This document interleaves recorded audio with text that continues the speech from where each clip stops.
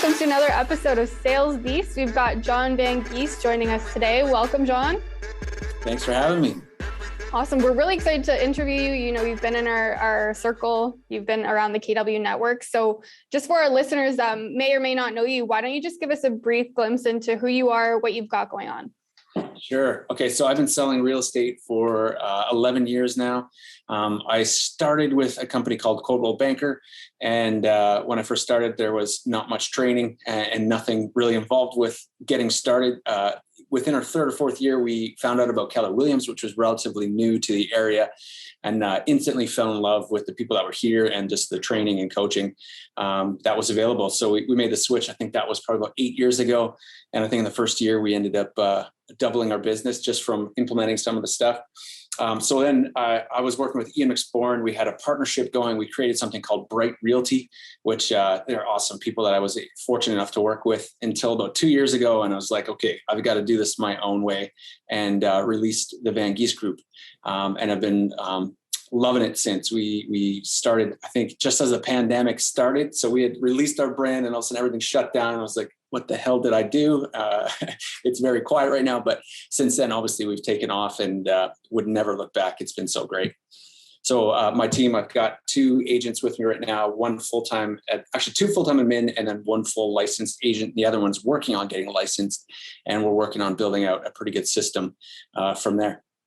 Awesome. Nice. You're getting some traction in my neighborhood, by the way. I see one of your signs up down the street from me. So just off Lock Street. So congratulations. All right. Yes. Yeah. That's a great location, man. I love that spot. Yeah. Beautiful signs, by the way. Oh, thank you. Yeah. We try to make them look a little bit different. Branding is super important to me and how we do business, because we're not very focused on lead gen in terms of cold calling. So it's like, all right, maybe the signs will help us out a bit. I'm just kidding. Caught my eye. Awesome. Well, I was going to actually pivot to the marketing perspective, because I see your social media. I think you guys have such a different feel and a look that you're going for from like traditional real estate teams or traditional real estate agents.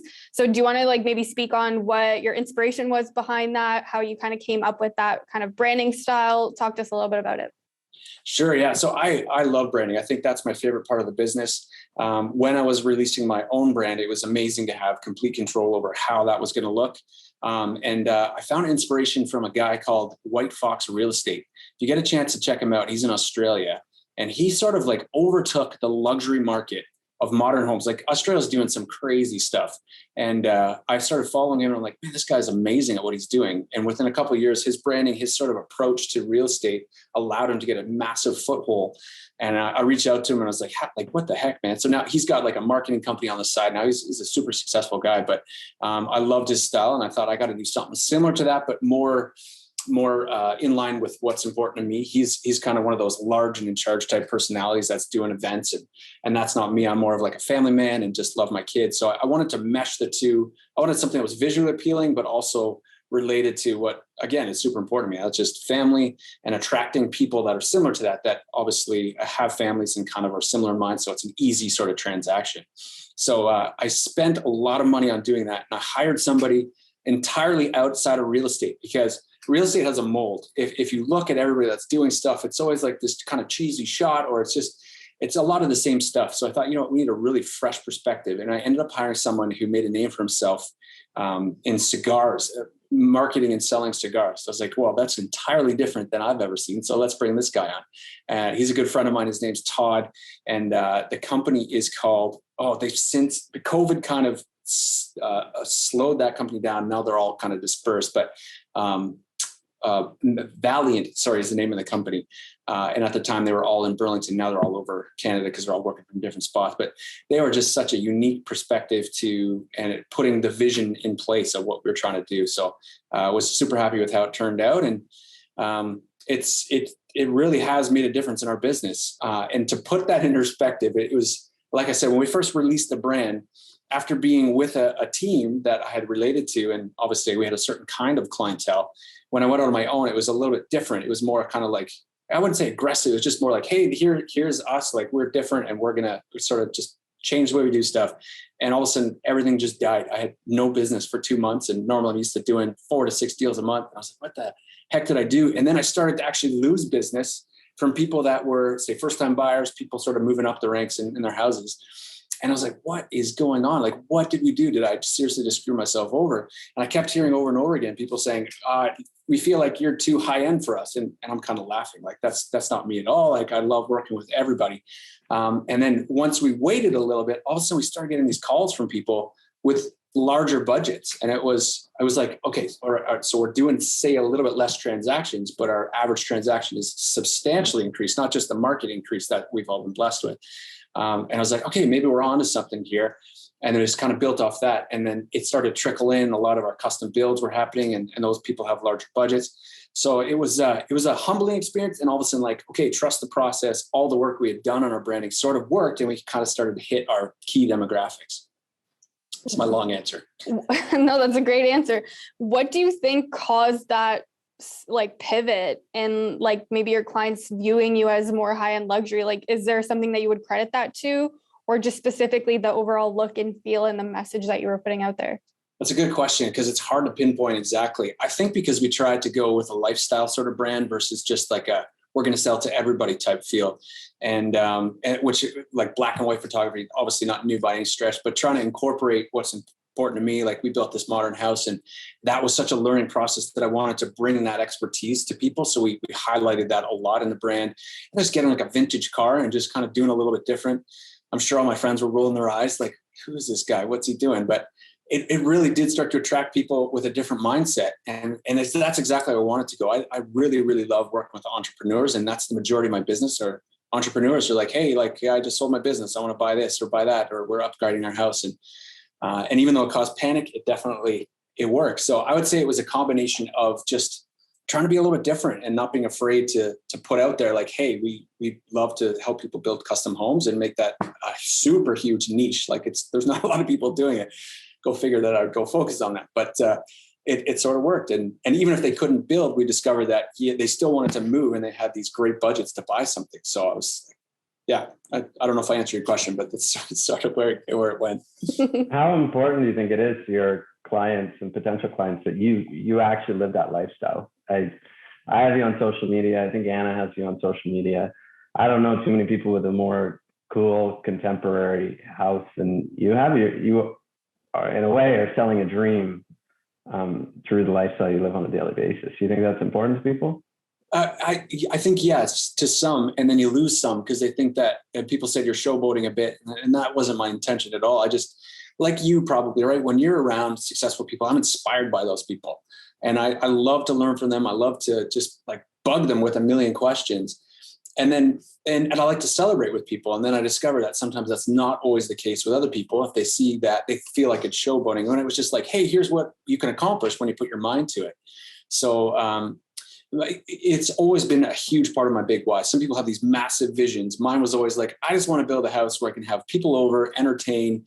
I know where my kids are. They can have their friends over, and we can build amazing relationships over food. That was as simple as that. And what I discovered that, yeah, people do kind of like that aspect. People love to entertain, and especially nowadays that was cut back so much, people even more sort of related to it. So I think it's a smaller demographic, but people definitely do appreciate that, and then kind of want to do something similar and put their own spin on it. And that's what we've been able to attract. And are your clients going through a similar process to the one you went through? They're buying an old tear down junker house on a decent lot and going through the process of building something similar to what you have today? Yeah. So to put it in perspective, like when we had done ours on Rockcliffe, we're in Waterdown, there was no moderns in the area. Now there's 7, and 3 of them are from the same architect. I literally had people knock on my door. So I was talking to Chris Knighton, and he's like, what's your biggest lead gen source? I'm like, people knocking on my door, asking me to help them build a house like that. And it's like a big process to kind of figure out if they're capable or have the finances to do so. But again, they still have great budgets, so that even if they're not building a house, they're still buying something in the area or looking for that expertise. So even though my pocket is so small, like literally you would laugh at me if you said this is the farm I focused on, like the dollar per house, and then just that ability to connect with people in the neighborhood has been instrumental. So yeah, I get sidetracked. I think I answered your question. Now, in terms of, obviously building out that great team, the branding, the site, like all of that combined, what is your vision now going kind of into the future now that you've kind of established what you want that brand to be? Where do you want to take it? Oh, you guys ask such good questions. So we all have been here and we have worked our tails off. At some point, we've worked way more than we ever should have. And I did that for probably 9 years. And you start to recognize, like, I've got 2 young boys that mean the absolute world to me. I've got a wife that is so important to me. And even though I was always presenting like I'm a family guy, I wasn't always home. And it's like you kind of needed that experience to go through it to recognize that, like, it's a process to realize you can't work like that anymore. And that's where the beautiful thing of Keller Williams comes into play, is that you soon discover, like, hey, you got to be a little bit smarter in your approach to working. So my vision is very simple. I would love to entirely focus on branding and just growing opportunity for people on my team. Now, I don't know if you guys are just naturally good at this and I suck so bad at it, but giving up control of these relationships that you've built up, because I am like 88% repeat and referral or just door knocks on my house. You build these relationships and you bond over it. And all of a sudden it's like, and by the way, I'm going to pass you off to my agent. And she's going to take care of you for this $3 million purchase. And so I've had a really hard time letting that go. But again, like hiring a coach and just really talking to people like yourself and other producers in our business, saying, like, Jon, like, there's a reason why people develop these systems, is because they wanted their life back. So I am more committed than ever towards growing a team and empowering people and then following the system. So essentially, just like you guys, I would love to have specifically buyer agents. I'd love to have listing agents. I'm going to be the listing agent. I'm already passing off the majority of my buys unless they specifically ask for me, so that I can continue to work on listing inventory, which is easier said than done in today's market, as we all know. And then eventually have a listing agent and then just be there to look for opportunities. I think that, to me, that's super simple. It sounds simple. It's way more complicated to get there. But I'm super committed to finding great talent, people that I can align with, and then just getting out of the way and letting them do what I know they're capable of doing. And even just saying that, there's so many things that are going to happen in terms of training and just support that you can provide for these people. But I've always talked about doing that, but I don't think I was ever fully committed to that until I look back at my family. I'm like, I missed a lot of those kids' lives.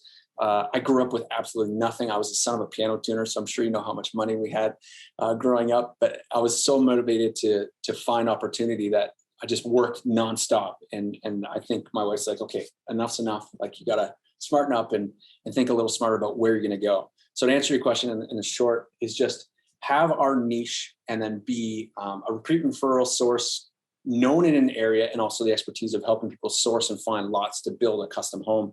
And then just be experts in that area so that we naturally draw business out of it. And me not being involved in the day-to-day. And I hope I can do that in 5 years. I'm working my tail off now with the right people to change this, like, Dutch brain of mine, which is super stubborn, to just try to think bigger and provide opportunity. So it's a transition from a producer, right? I'm I wouldn't say I'm a top producer. I'm a big producer in terms of, I wouldn't say big producer. I'd say I produce a fair amount of homes. Let's say that. And to get past that requires such a different level of thinking that's so hard to do when you're so used to just giving her. So I'm focused on slowly but surely implementing the right systems, the right people, so that I can get to that goal of not being involved in the day-to-day and focused on branding and opportunity. For sure. And I'm going to toss this back to Mike. Mike here. If you have a question, go back, but I wanted to kind of converse on that a little bit. I was just saying, I read a book maybe 6 months ago, and it reminds me, it's called Blue Ocean Strategy. Okay. And I'm just thinking to myself, like, you can either, I learned about it when I was in business school too. There's red ocean and blue ocean. The red ocean is very much what I'm in every single day. It's me fighting over market share with everyone else trying to do the same thing as I am. You're off here in this blue ocean, helping people build these stunning contemporary houses and source lots for them to be able to make their dreams come true. I don't know anyone except you that's doing that. It's at least in this area, it's a very cool place to be in. I know what you're doing is very complex. It's not something that myself, for instance, could hop into and provide my clients with a high level of service around. That's kind of how I feel about investment properties. When I look at them, I'm like, why is this so complicated when everybody else makes it look so easy? So yeah, we all have our area of expertise, I guess, right? Exactly. That's kind of the niche, but I was going to toss it over to Mike, because Mike is like not brand new to like being a team leader, but I would say that's kind of been your primary focus over the past year to 2 years. Where did you find the pivot in kind of giving up control and like letting the other people around you kind of take over? Maybe that might help Jon today. Love it. I think for me, I got to a point where I had no choice but to give up control because I had no time. And I'm in a similar position to you in the sense that I have a young kid. He's my priority. I have another kid on the way. Something's got to give. So there's just not enough time in the day. And I think if you can give up control, that's when you truly provide people with the opportunity to move forward, fail, grow. That's the ultimate leverage. When people fail enough times, they then have the ability to oftentimes do what I was incapable of doing before. And that's when it's very hands-off. I got a phone call this morning from one of my agents. He's been with us for 4 months, and he's failed and failed and failed. He's worked very hard to earn the opportunity to fail. And he called me this morning saying, Mike, this past weekend, I just signed $3 million in listing volume. And to me, that feels better than any listing I've ever signed or sold in my life. That's the most rewarding thing. And you know what? Like, you hear all different kinds of leaders, and they talk about authentic leadership. And hearing you speak about the way you did, and we all know success is attributed. The more people that you can have working with you, obviously it can relate to success. But when you hear someone like yourself who's humble and says, man, I was so happy and more happy about him hitting that goal than myself doing it. It's also personal growth, but it's just such a refreshing to see someone with integrity and humility do it for the reason of like, hey man, I'm helping this person sort of reach their goals. I love that. That stuff just motivates me so much. So way to go, man. Thank you. It's kind of like you're playing a video game but the characters are your team members' lives. And we're big on using the 411 here, and my coach, Marianne Gillespie, who I think is your coach also, she'll always kind of led by example, and she's always coaching me to the personal side of the 411. So it's great, Mike, you want to make X number of dollars, but it's meaningless if there's not a why behind it. How's that tie into your wife, your kids?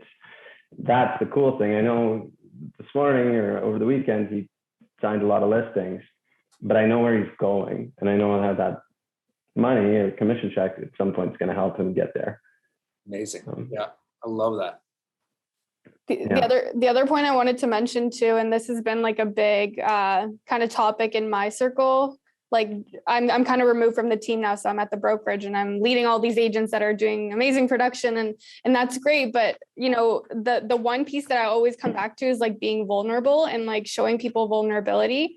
There's like, I don't know if you know Brene Brown. She does like a book, Dare to Lead. And then she also has like a Netflix special now. And she talks a lot about how to be vulnerable, and especially in leadership roles, how that actually helps you get buy-in to your vision, and how that actually motivates people to want to help you because they know that you're human and that you have feelings. And again, coming back to your point about authenticity as well. Well, you just made my day, because the amount of mistakes I made that hopefully will build an amazing team because I continue to make them nonstop. Like it's on, you just have to laugh sometimes. So like, as long as you learn from it, but there's just so many of them. So that's awesome. I appreciate that. I have a question. So when you moved over to KW, you said you doubled your business very quickly by using certain KW systems and models. What KW model did you put in place that you'd say attributed to the most of that success you achieved?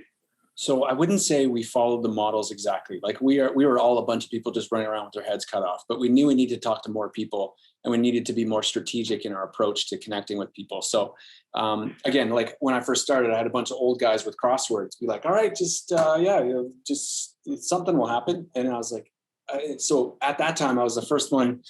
Not the first one, but Facebook was relatively new 11 years ago. No one had a business fan page. I stole the idea from my wife at a photography business and grew this a massive thing. So that was the main source of my business, but I was basically just sending people personal messages.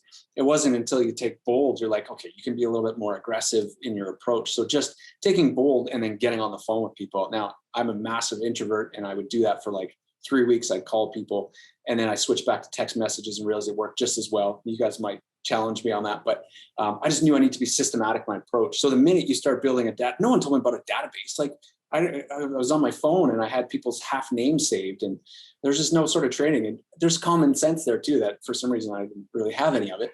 I was also a musician before, so you can imagine how organized that was. Funny joke about being a musician is the only way to become a millionaire playing jazz music is to start with 2 million and then go on tour. So you can imagine my life before this, getting into real estate, to provide some backdrop there. But needless to say, learning about a database and how to grow it and feed into it, running events. Again, as like a repeat and referral type guy, if all you do is contact people for 3 hours a day, build an amazing database, and then stay in touch with them through client events, you're going to do a decent amount of deals within a couple of years. So just by doing that, like the energy that we had, just being in the office, being around other people. At that time, Mark Loeffler was here and he was still hustling the phone. So it was great to learn from him firsthand. Some of these other like top producers, just being around those guys immediately increased your energy. And then just like your listing presentation, working on objection handlers, those 3 things made such a difference that if all you ever did was those things, worked on those 3 things, you're gonna continually grow and improve. I feel like for 5 years. Now, I remember when I first met you, you were doing a panel at KW Edge. This was probably like 2017 or 2018, just when you were starting to transition your business.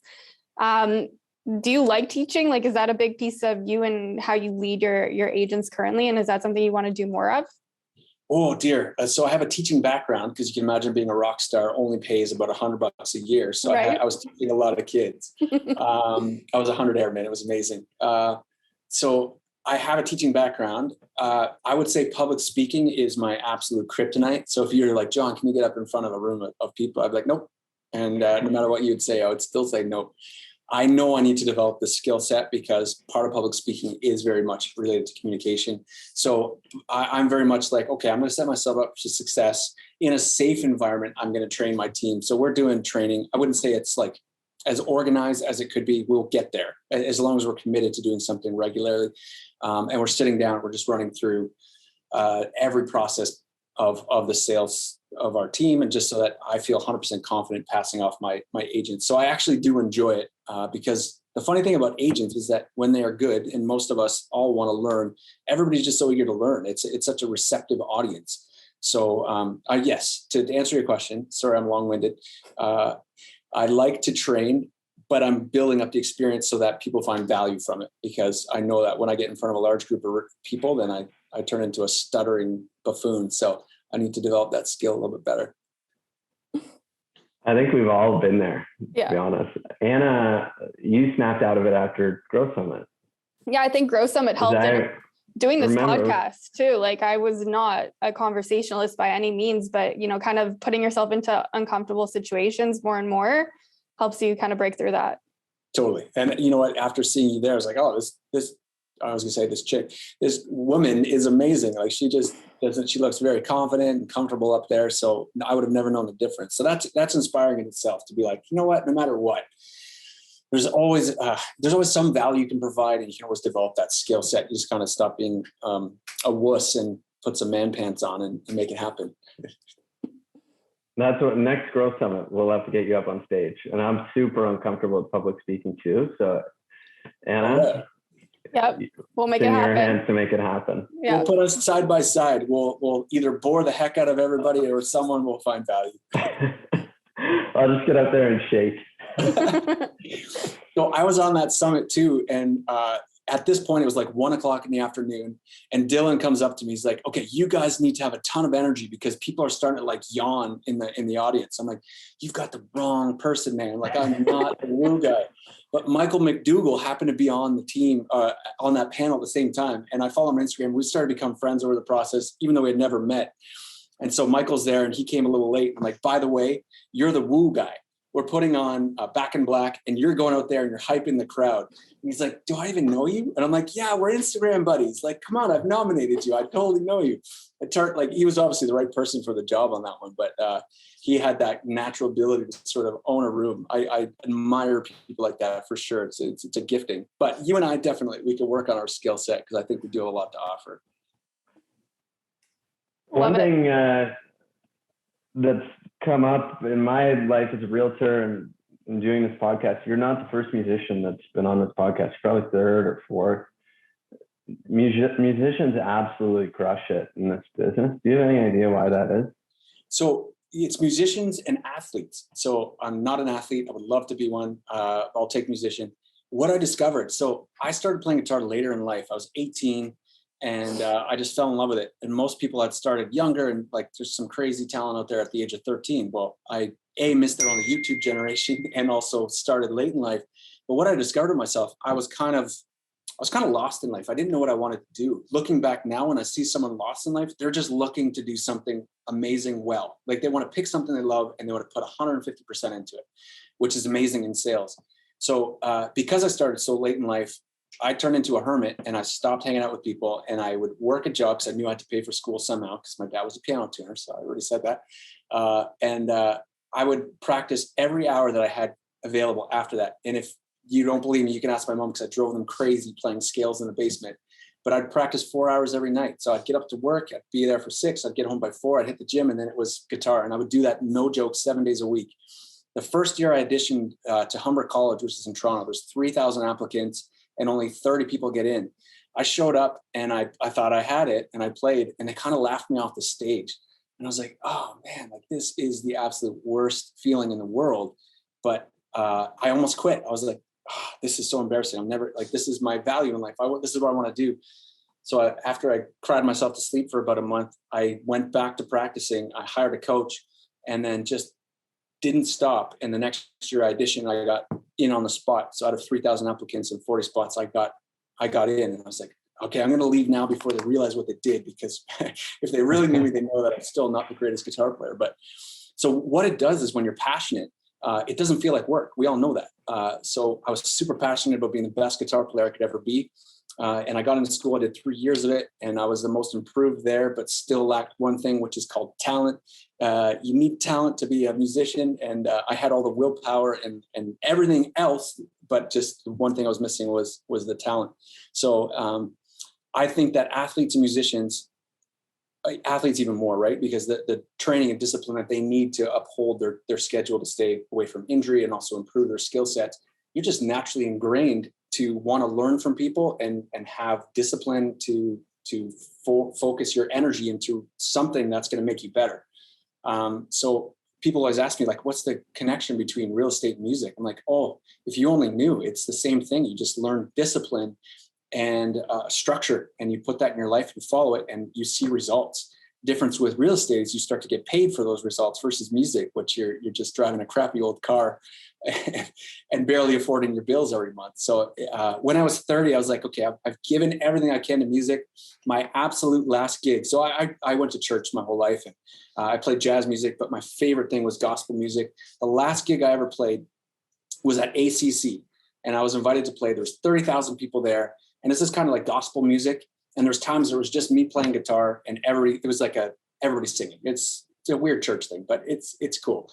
And sound check was me and my guitar, and I had this like a Gibson Les Paul and a small little amp, but I got to just play like every kid wanted to in an arena and playing like rock music. And it was just by myself, the whole stadium filling with my guitar. And I was like, that's it. I don't need to do anymore. I'm never going to top this. I'm done. Now I'm going to focus on real estate. So right after that gig, that was kind of like a childhood dream to play that arena, and then focused on real estate. Didn't jump full time into real estate at that point. I was still working part time. By the way, if you're getting into real estate, just go full time and like learn it. You'll start to sell faster. I did 24 deals my first year, working 3 days a week.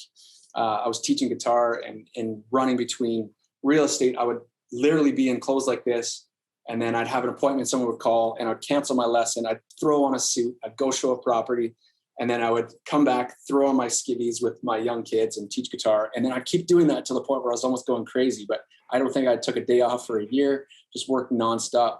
So to answer your question, I think it's just discipline when you're passionate. And when you're young enough to get into something that you recognize, if you follow a system and continually look for accountability, you can achieve anything you want to, except for being a rock star.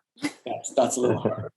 Well, I think you mentioned so many great points there. Like it's kind of that talent versus grit, and you definitely have the grit, you have the willingness to kind of persevere, but you kind of hit a certain cap. And then you also mentioned coaching and how that kind of helped your passion, not only throughout the music side, but I believe you have a coach, Marianne, now. How has coaching helped you both like in your whole life overall? So I love these questions. It's like right on par with what's important to me these days. I didn't have a coach in real estate because I was part of a team, and I'd started as a team member. And then I was a partner, and being Dutch, you tend to be a little bit stubborn and think you can only do it your way. So I was always like, I'm going to do it my way. I'm going to do it my way. And it wasn't really until January. We've all tried at some point to lose weight or get really fit. We do it on our own, and then all of a sudden you fail because it's not sustainable, or you don't learn little hints and tips, as well as have the accountability with similar-minded people, and you end up falling off the scale essentially.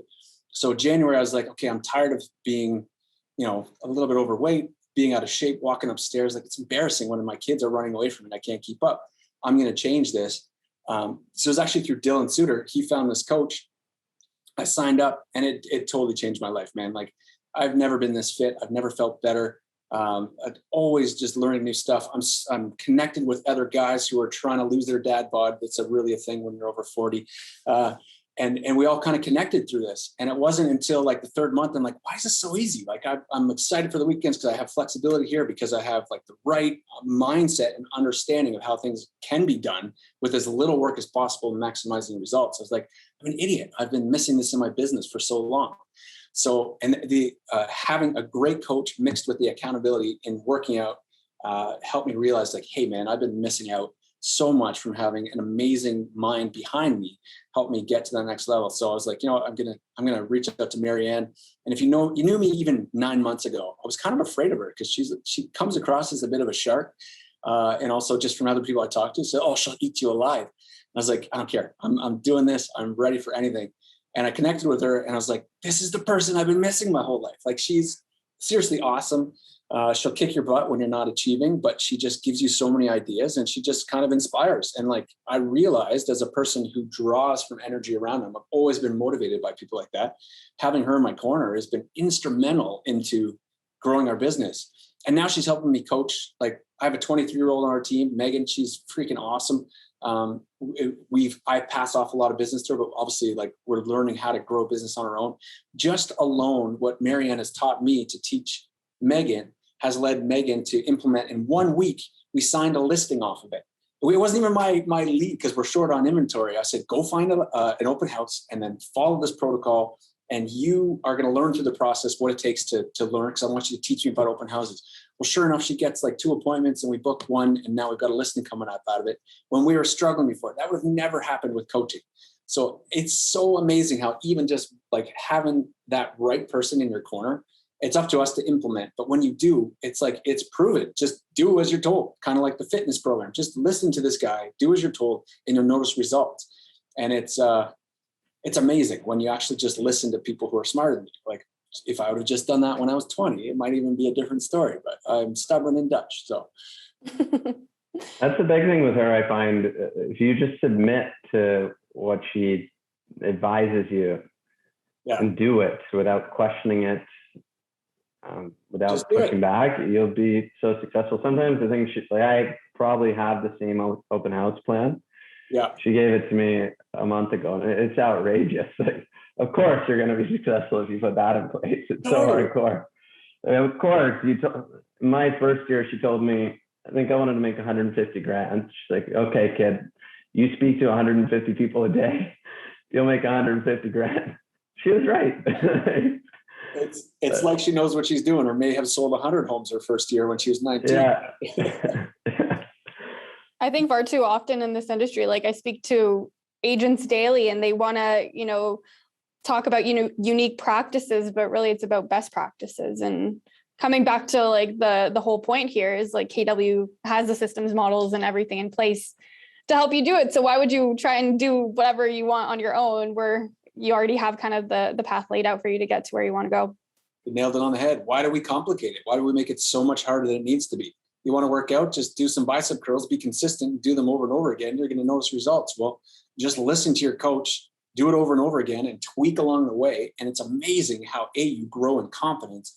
And then you just have this natural, like things are attracted to you because you're doing the right things. And then when you listen to that, you can continue to do more of that. It's amazing how fast you grow. So I can't speak enough about coaching, yet I was not that person even a year ago. I was not a very coachable person. Oops. Well, it's great to see that progress. That's awesome. Yeah, I'm stoked about it. It's been a game changer for sure. Mike, I guess as you move into the future, now that you've added these different items to your life, such as your fitness coaching, your business coaching, where do you want to bring your team in the next year, 5 years? How big do you plan on growing this thing? So that's a tough one. I said I want to get up to 400 transactions a year. Now I'm committed to that process, and we are growing probably a little slower than I would like to, but I want to do it right from the ground up. So I'm okay with that. I want to get to 400 transactions if I can do it not working weekends. Does that make sense? Like, I feel like that's a cop out from not hitting your goals, but I don't want to hit 400 transactions if that means I'm going to be away from my family on the weekends. My team knows that I don't want to work on weekends. I will crush it during the week. You can call me anytime. I will be available. But on Saturday, man, I want to hang out with my boys. Like, I want to be with my wife. I want to go away. I want to like experience life that I never did when I was working my tail off. I caught myself there. I'm saying the wrong word. So I would love to get to that point. And what I'm going to do is implement exactly the strategy they tell me. So obviously, the first thing to do is give up your buyers and then focus on listings. That's where we are right now. We're obviously in a shortfall of listings, so I'm open to ideas of how to actually secure listings. But my main job is to focus on those listings. And once I get to that right amount of listings, I will hire a listing agent who will manage those for me. And then I will just go for it. I will continue to hit up larger areas. So like right now, we're very focused on Burlington, Waterdown. I'll take the same sort of model in terms of like helping people find land or whatever it is, custom homes, higher end homes in Oakville. And I think that's sort of our next project, to sort of take what we have here and continue to move east rather than west, so that we can continue a higher dollar amount. But I would love to get there, 400 transactions, if I can be successful doing that during business hours of 5 a.m. until 10 p.m, whatever the case may be. I'm content to work hard during the week, but not weekends. I mean, Gary Keller pulled it off, and he's got the largest team in the world. And I love that guy. Yeah, I've heard he's home by 6 every day. You might know this, Anna, I don't think he works weekends. I think that's family time for him. I know Sunday at least for sure. Like, he's off Sundays no matter what, because he's very faithful as well. So he does not work any Sundays. You know what? And I'm 42. How old are you guys, by the way? 26. 32. 32 and 20. You guys are babies. Holy cow. When I was 26, I felt like I could work nonstop and never take a day off. I was never tired. But like, obviously family is most important. But eventually when I was 40, I was like, why am I so tired? And even now that I've worked on fitness and trying to really be in better shape, I'm still tired. Like, I'm not nearly as energetic as you young bucks are. Like, it does hit you when you get a little older. So you're kind of forced to be smarter as you go, right? So balance is the key, man. Balance is the name of the game, because without it, we miss out on why we do this in the first place, why we work so hard. Yeah, I think you hit the nail on the head too earlier, is like, the weekends are to experience life, right? Like, why else are we doing this? Why else are you 9 to 5 or longer working your butt off, right? Totally. So I want to pivot. We're going to start wrapping things up here. It's been, great chatting with you and ultimately getting to know you as well. We haven't really had the chance to connect too often, but obviously looking to see your growth and support you wherever we can. Now, the one question we ask all of our guests is, who do you know that we should have on the podcast? Who do we know? Who do I know? Oh, jeepers. Okay, so Megan on my team. I love her. I've connected with her a few times. She's awesome. She has mentioned that. She said that you were awesome in telling her that to give up the admin role, because doing both is not helpful to growing a business when you're trying to be an agent. Who else? Cam Sullivan. I love this guy. He started working for me. And to put it in perspective, I helped him buy his first house. And then I told him to get his real estate license, because obviously that's what you do when you work for Keller Williams. When you're first there, you're like, oh, I'm going to get profit share. And I thought I was so good at recruiting because Cam is amazing. It's done so well in his business. So I'm like, I'm going to do this all the time. And ever since then, I haven't really brought anyone into the business. I brought a pastor in once. He didn't sell any houses. He sure could pray a great meeting, but he did not know how to sell. So I just thought I was going to be really good at this. And it turns out I wasn't. But so Cam Sullivan, I love that guy. He's awesome. Who else is there? I will definitely think about that, because I'm sure it'll come to me right after we hang up. But Cam is an awesome guy that is so structured. I think anybody getting into the business would learn a ton from him. Who have you guys had? Matt. Oh, he's a huge producer. Matt Regan. He's a good dude. I don't even know him that well. I just like his business. You should reach out to him. Is he out of the GTA, or where's he at? Oh, he's out of the GTA. Yeah, he's massive. He's Royal LePage. Okay. And he's got a huge business. Check him out, man. Like, he's massive. We'll but definitely have he's to a look Christian into it. dude. It's like, I can't help but want to promote these guys, because I just respect what they're doing, because they're very clear about their faith. So check him out. He's awesome. Are you thinking like big names, or are you thinking like just anybody? I think Just that's like that. good. Yeah. If you've got anyone else, obviously we can connect over email. Ultimately, it's just, a shout out to who inspires you, and then continue to have conversations like this. So we really appreciate it. Is there anything that you want to leave our listeners with before we let you go? Briefly, I'll just say, you know what, if you're listening to this, you're obviously committed to a life of learning. When you plug yourself in with the right people, such as these guys right here, I think are an amazing resource. Or anybody that inspires you, that is willing to share. Remember that, because one day someone is going to need that. And one of my biggest mentors, he just took me out for lunch when I was getting started, and I said, why are you being so nice to me? He said, well, one day you're going to do this for somebody else. And he said, pay it forward. And as much as that saying is overused, just always remember, like, there's someone else's life that we can change. Someone who's lost, like myself, like the horrible musician. If it wasn't for real estate, I don't know where I would be. So always look for opportunity to encourage people, and then set goals. And like, you can do anything you put your mind to. It is really just such a mental capacity that it's overused, and you hear this all the time, but it really is true. When you say you're going to do something, when you surround yourself with the right people, the version of what the result might be different, but it is totally doable. You can do anything you put your mind to. That is so overused, but so true. There's a reason why it's overused, because it's true. I'm going to say true one more time. That's awesome. Thank you so much for joining us today. Oh man, you guys are awesome. I appreciate you guys. You guys inspire. You guys are young and killing it, man. That is awesome. And you're using it towards helping other people. So keep doing that, man.